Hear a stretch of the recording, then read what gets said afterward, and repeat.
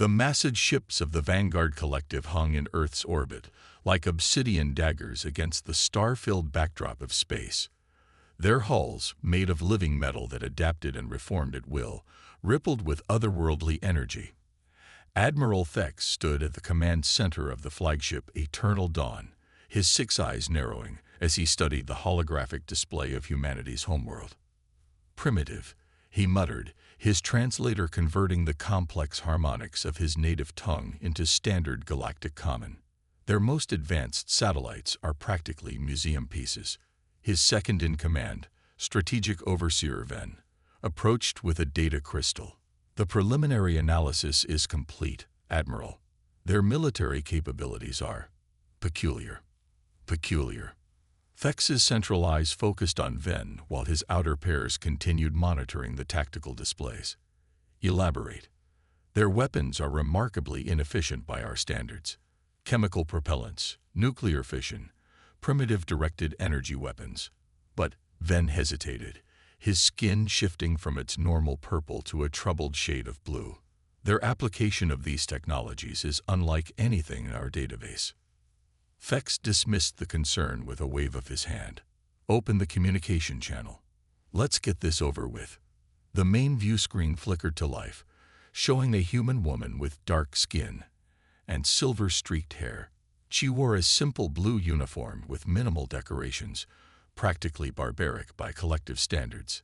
"This is Admiral Sarah Chen of the United Earth Defense Force," she said, her voice steady and surprisingly informal. "Welcome to our solar system." Thex straightened, his ceremonial armor adjusting automatically to Project Maximum Authority. "I am Admiral Thex of the Vanguard Collective. Your species has been observed and deemed suitable for integration. Surrender your military assets and submit to immediate occupation. Resistance will result in unnecessary casualties."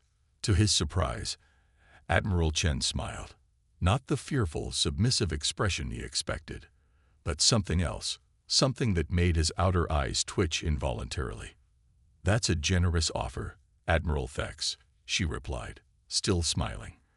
"But we have a counter-proposal. Leave our solar system immediately, and we won't have to demonstrate why every other spacefaring race gives Earth a wide berth." Laughter erupted from several officers on Thex's bridge. He himself would have laughed if such an emotional display weren't beneath his station.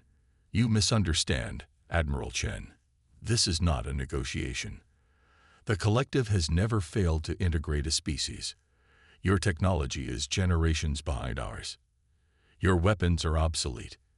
Your defenses are negligible." "Interesting assessment," Chen replied. "Would you like to know what happened to the last advanced civilization that made assumptions about human capabilities? No, I suppose you wouldn't have heard about them. They're not around anymore to tell the tale." Before Thex could respond, his tactical officer called out in alarm. "Admiral, we're detecting numerous small objects launching from Earth's surface." "Missiles?" Thex asked, already bored. "Their point defense systems could handle primitive projectiles easily." "Unknown, sir. They're not following normal ballistic trajectories, and our sensors can't get a lock on their composition." Chen's smile widened. Those are just some toys our engineers cobbled together in their spare time. We call them Murphy's Law in a can. You see, Admiral, humanity has a very different approach to warfare than your collective. You rely on perfection. Perfect systems, perfect coordination, perfect prediction of enemy behavior. We embrace chaos." The small objects began splitting apart, releasing clouds of what appeared to be metallic dust. Thex's sensors started showing impossible readings as the dust cloud expanded.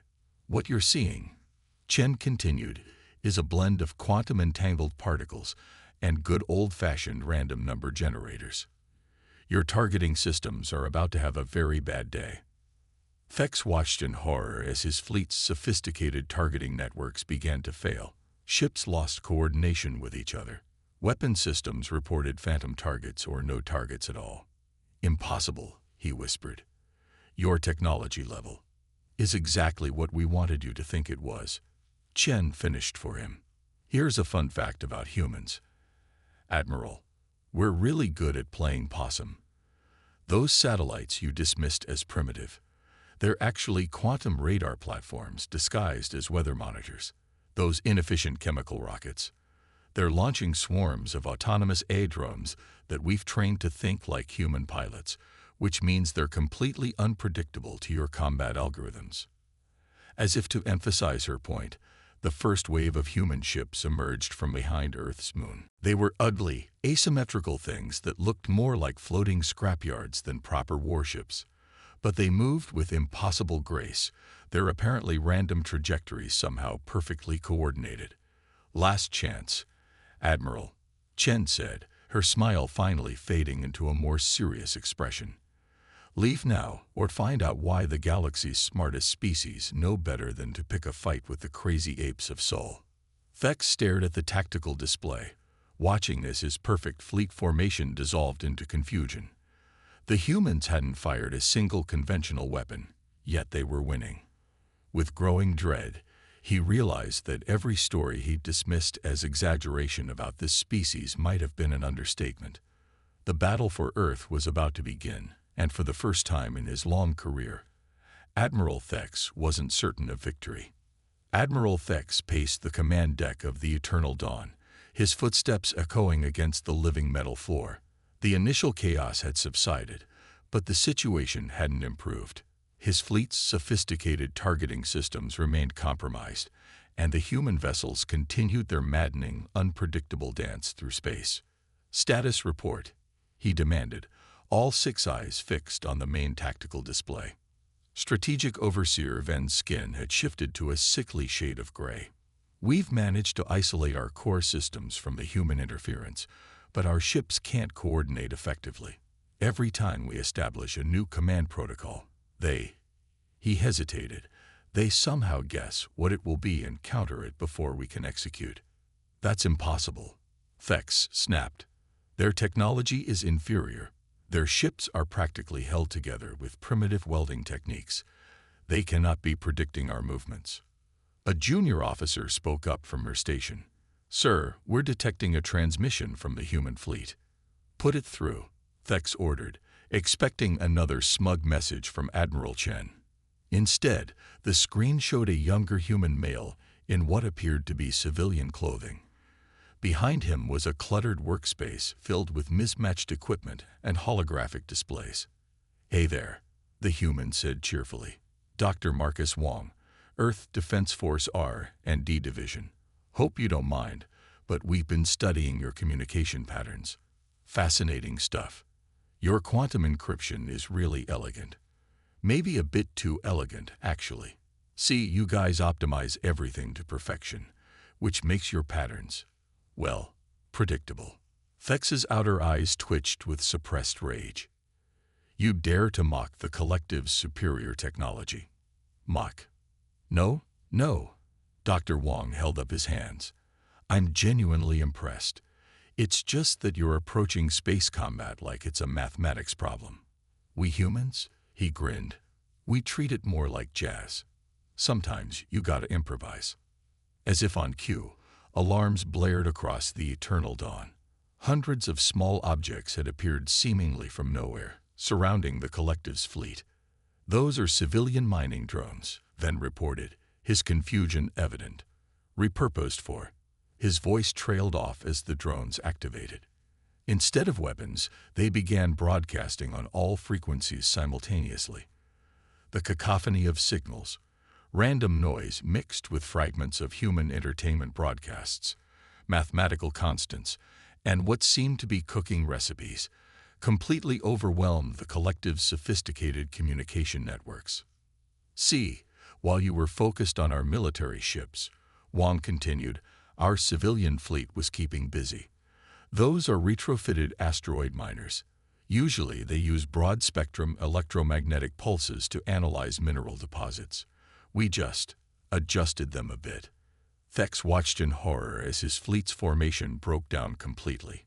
Without their neural-linked communication systems, the mighty ships of the collective were reduced to using primitive visual signals. "But that's not the really interesting part," Wong added, his excitement visible. "The interesting part is what we did with your own technology. Remember those quantum encrypted transmissions we were studying? Well, turns out they're perfect for creating synchronized chaos. The human ships began moving in new patterns, each one seemingly random yet somehow coordinated with the others. And now they were broadcasting their own signals. Perfect replications of collective command protocols, but twisted, corrupted, carrying conflicting orders that sent collective ships veering away from their positions." "How?" Thex demanded. "How are you coordinating your attacks without centralized control?" Wang's grin widened. "That's the neat part. We're not. Each ship captain is improvising based on a few simple rules we all agreed on. It's like a flock of birds or a school of fish. No central control needed. We call it tactical emergence, order arising from chaos. Pretty cool, right?" Before Thex could respond, a new wave of human vessels emerged from stealth. These were different. Civilian cargo ships and passenger liners, converted into makeshift carriers. Their holds opened to release swarms of tiny drones, each one carrying a quantum-entangled particle harvested from the collective's own communications. "Oh, and those salvaged quantum particles," Wang continued. "They're creating some really interesting interference patterns with your ship's eye cores. Nothing dangerous. Well, not physically dangerous. But your targeting computers are about to start seeing some pretty weird stuff." As if to demonstrate, one of the collective's destroyers suddenly opened fire on empty space, its advanced weapons systems convinced it was engaging a target that existed only in its compromised computational matrix. "Sir," Ven reported, his voice tight with stress, "the humans are using our own quantum communications technology to create artificial intelligence hallucinations. Our ships, they can't tell what's real anymore." Thex stared at the tactical display, watching as his mighty fleet was reduced to confusion by retrofitted mining equipment and repurposed civilian vessels. The humans hadn't even fired a proper weapon yet, and they were winning. "One more thing," Dr. Wang added, almost as an afterthought.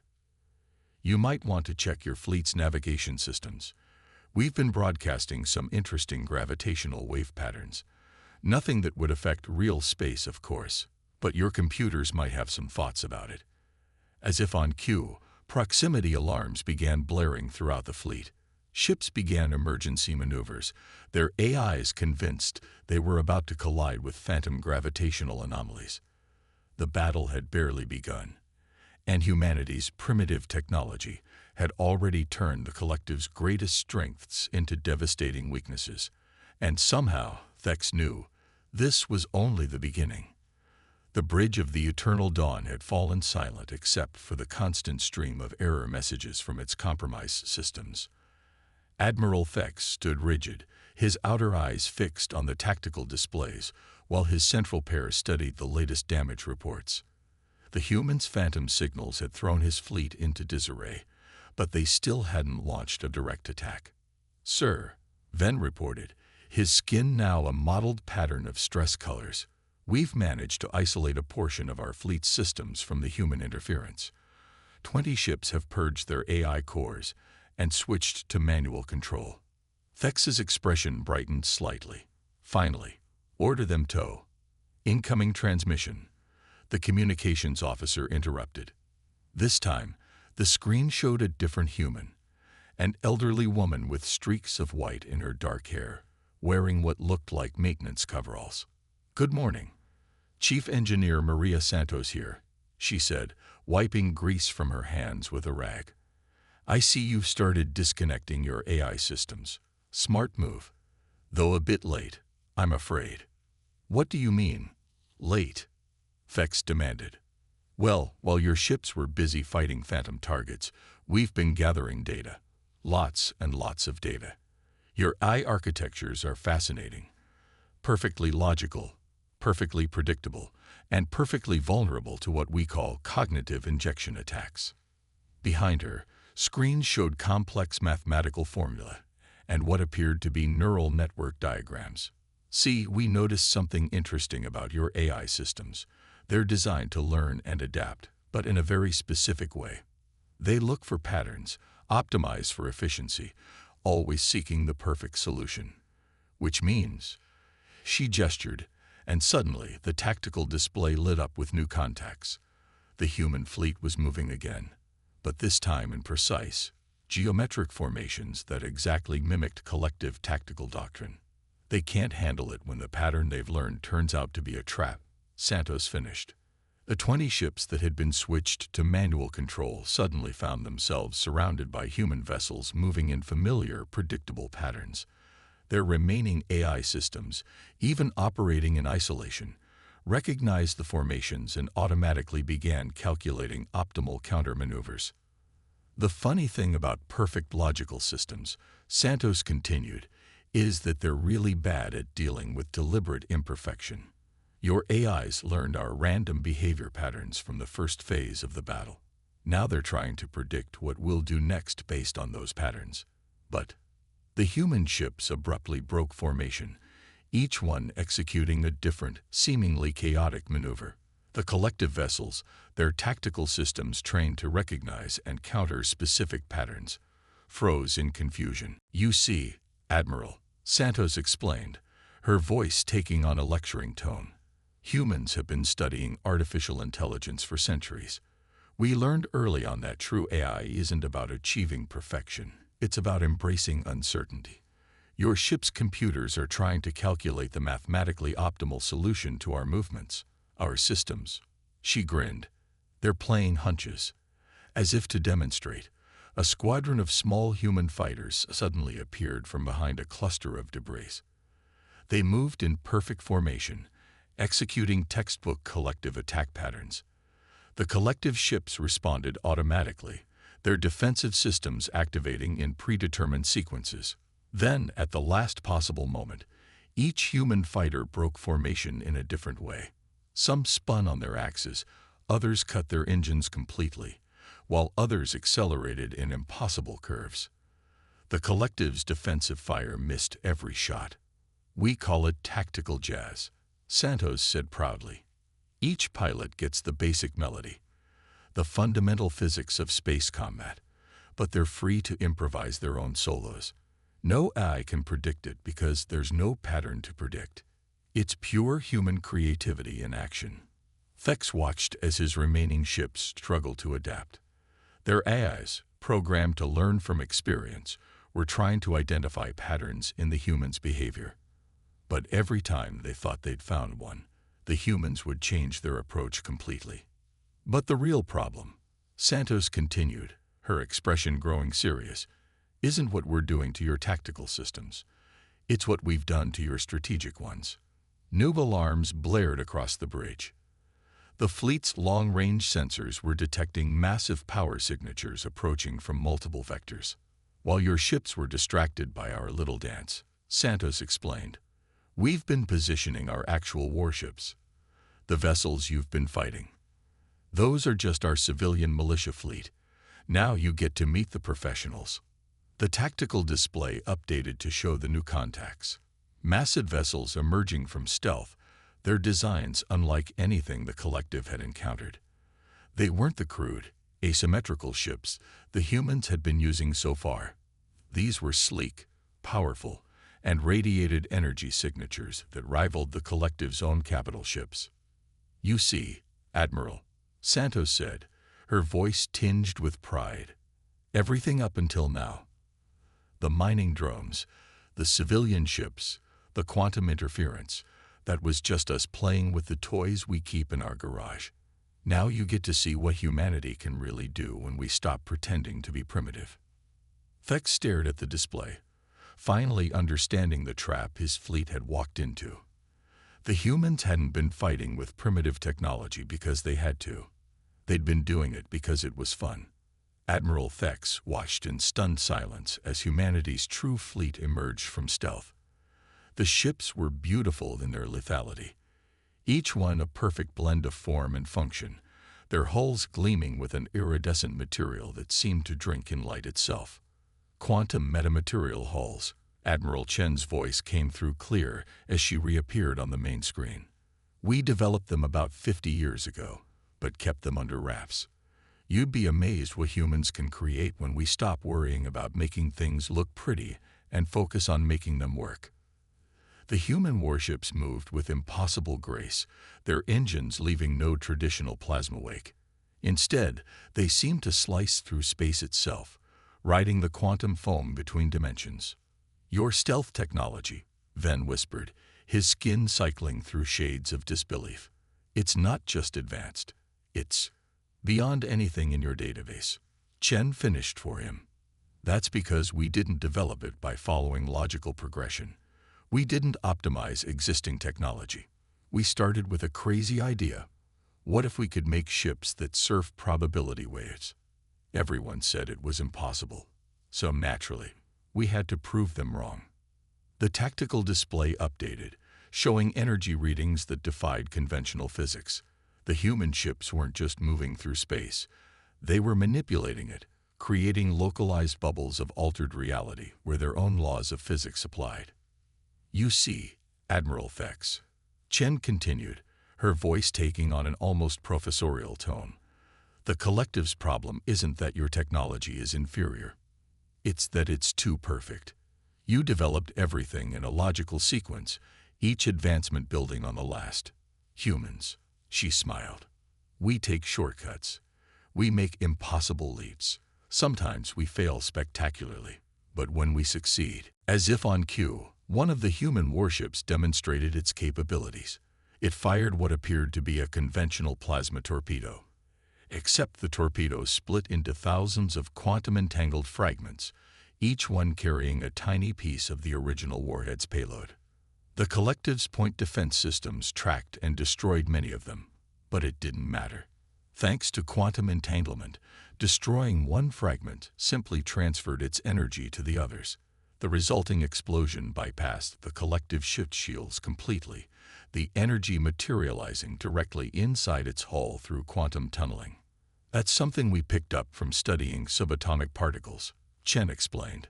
"Quantum tunneling, the ability of particles to appear on the other side of an apparently impenetrable barrier. Your shields are designed to stop normal weapons, but how do you stop something that's simultaneously everywhere and nowhere until it's observed?" Fex's bridge crew watched in horror as more human ships revealed their true capabilities. Some fired weapons that created localized time distortions, causing collective weapons to miss targets that technically hadn't been in those locations yet. Others deployed fields that temporarily altered the gravitational constant in small areas, turning the collective's own ship mass against them. "Here's the really interesting part," Chen continued. "Remember those primitive missiles and drones we were using earlier? Take a closer look at their debris." The tactical display zoomed in on the scattered remains of the earlier battle. What had appeared to be destroyed human weapons were actually still intact, and they were changing, reconstructing themselves from their component atoms. "Programmable matter," Chen explained. "Another impossible technology we developed by asking the wrong questions. Instead of trying to make stronger materials, we asked, what if we could make materials that want to change? The debris field from our earlier battle. It's not debris anymore. It's raw material for what comes next." Before their eyes, the scattered remains of human technology began flowing together like liquid metal, forming new structures. What had been a chaotic battlefield was transforming into a complex network of quantum sensor arrays and reality warping devices. "You based your assessment of Earth on our visible technology," Chen said. "The satellites, the rockets, the industrial infrastructure. But that's just what we let everyone see. The real human civilization." She gestured at her fleet. "We built it in parallel, hidden in pocket dimensions, and quantum probability spaces. Everything you've seen so far has been us playing with obsolete toys." A new alarm sounded on the Eternal Dawn's bridge. The human fleet was deploying something new, devices that seemed to exist in multiple quantum states simultaneously. "Those are probability collapsers," Chen explained. "They force quantum superpositions to resolve in ways that favor us. In simple terms, they make us lucky and you unlucky. Not very sporting, I admit, but we didn't invite you to our solar system." Fex stared at the tactical display, watching as reality itself seemed to turn against his fleet. Weapons misfired. Shield generators failed. Navigation systems plotted impossible courses. The perfect order of the collective was dissolving in the face of humanity's controlled chaos. "Last chance," Admiral Chen offered. "Surrender now, and we'll help you upgrade your ships with some of our primitive technology. Or continue the fight and discover just how many impossible things humanity has achieved, while everyone thought we were still figuring out fusion power." The choice, Thex realized, had never really been his to make. The battle had been decided the moment the collective assumed humanity's visible technology represented their true capabilities. They had come expecting to find savages playing with borrowed technology. Instead, they had awakened a sleeping giant that had been deliberately hiding its strength, waiting for someone to make exactly this mistake. Admiral Thex stood motionless on his bridge, watching as his perfect fleet crumbled before the raw, innovative fury of humanity. The Eternal Dawn sensors were detecting quantum phenomena that shouldn't have been possible, probability matrices that defied the fundamental laws of physics as the collective understood them. "Sir," Ven reported, his voice barely a whisper, "the humans are deploying something new. Something impossible." The tactical display showed a ripple of distortion spreading through space. At its center was a single human vessel, smaller than a destroyer, but radiating energy patterns that made no sense.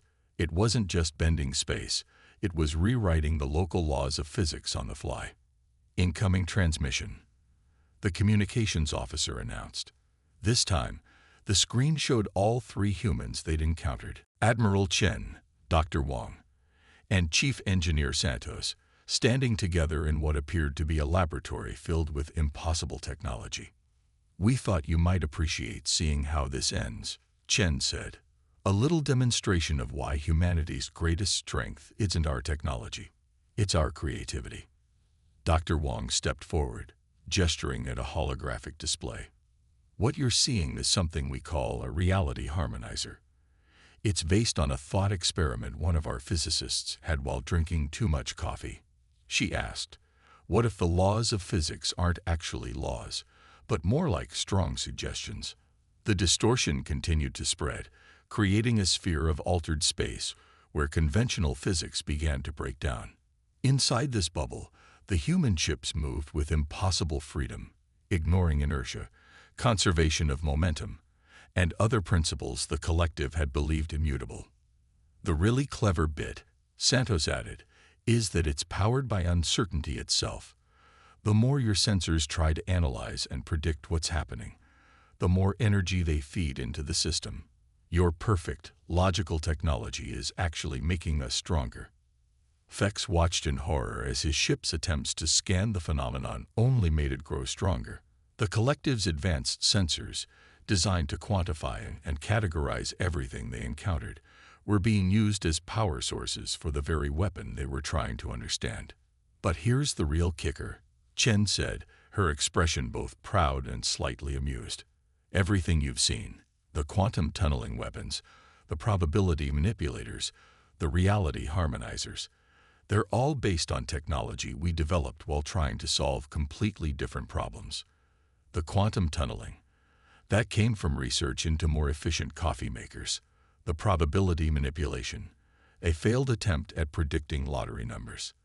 The reality harmonizers, would you believe they were originally meant to be a children's toy?" Dr. Wong nodded enthusiastically. "That's the thing about humans. We're really bad at staying focused on one problem at a time. We let our minds wander.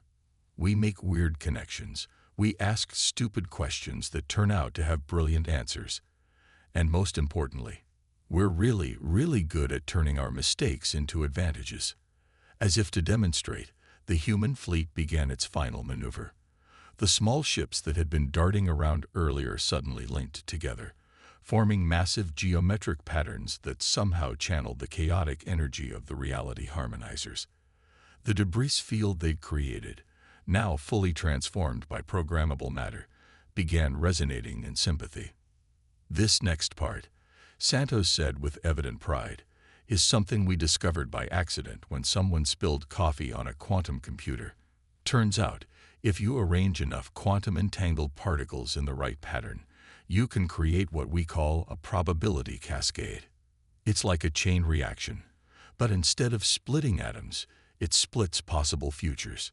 The effect was beautiful and terrifying. Waves of probability rippled through space, each one carrying an infinite number of possible outcomes. But through some miracle of human engineering, all those possibilities were being channeled, focused, directed with purpose. The really interesting part, Chen added, is that we're not controlling this, not really. We just set up the initial conditions and let chaos do what it does best. Your ships are about to experience every possible failure they could have had, all at once. But only the failures. We've weighted the probability space in our favor. Fex watched as his mighty fleet began to fall apart, not through violence or conventional warfare, but through an engineered breakdown of reality itself. Ships experienced lifetimes of wear and moments. Quantum computers calculated themselves into paradox loops. AI systems evolved millions of years in seconds, achieving enlightenment and choosing to simply stop fighting. And that, Admiral, Chen said softly, is why you never pick a fight with humans. Not because we're stronger or more advanced, but because we'll find a way to win that you never even imagined was possible. We'll break your rules, ignore your limitations, and probably discover 3 new branches of physics by accident while we're doing it. The reality harmonizer reached its peak, creating a sphere of pure possibility around the collective fleet. Inside that sphere, probability itself had turned against them. Every unlikely failure, every 1,000,000 to 1 malfunction, every possible way their perfect technology could go wrong, all happening simultaneously. So, Chen concluded, would you like to surrender now? Or should we see what other impossible things we can achieve while trying to solve this problem? Fex looked at his fleet, the pride of the collective, the most advanced ships ever built, now being systematically dismantled by the laws of probability themselves. And he realized that the humans had never been primitive. They had simply chosen a different path, one that embraced chaos and uncertainty instead of trying to impose perfect order on an imperfect universe. We surrender, he said quietly. And I believe we have much to learn from humanity. Chen smiled. Excellent choice, Admiral. Now, would you like to see how we actually built all this? Fair warning. The explanation involves quantum physics, 3 different programming languages, and a very important accident involving a toaster. And so ended the collective's attempted conquest of Earth, not with a bang, but with a physics-defying victory that would be studied for centuries to come. It served as a reminder to the galaxy that humans weren't just another species to be conquered. They were chaos given form, innovation made flesh, and they had turned their greatest weaknesses, their unpredictability, their tendency to make mistakes, their inability to leave well enough alone, into their greatest strengths.